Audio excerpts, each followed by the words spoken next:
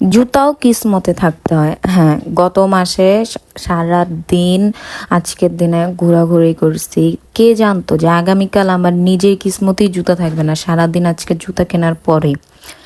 সর্বপ্রথমে আমরা চলে যাই সদরঘাট, দেন গেটওয়ালি ঘুরি, দেন বাটায় যাই। বাটায় এই শোরুমে আমাদের মানে পছন্দ হয় নাই, সাইজ পাই নাই।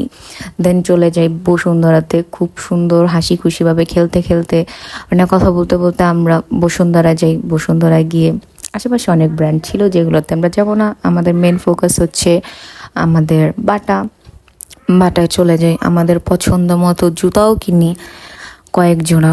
কোনো ব্যাপার না, কিন্তু ঠিক তার পরের দিনই আমার এরকম অসুস্থ হই, এমন ব্যথা উঠে সকালে যে আমাকে মিড ফুডে লিটারেলি 2-3 জন কোলে করে নিয়ে যায়।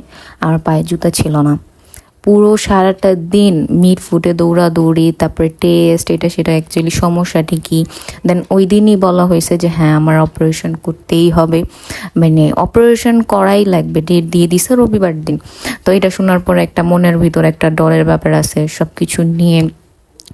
দেন তারপরের দিন ভাবলাম যে গতকালকে আমি এতগুলো জুতো কেনা আনছে, তাতে কি হয়েছে, আজকে সারাদিন আমি জুতা সারা পুরো মিডফুটটা আমি হেঁটে আসছি। অবশ্য প্রথমে হাঁটি নাই, যখন প্যাথেলিন দিয়ে ব্যথা কমাইছে তারপর তো আমি হাইটে হাইটে টেস্ট করতে গেছে, পুরো জুতো ছাড়া ছিলাম।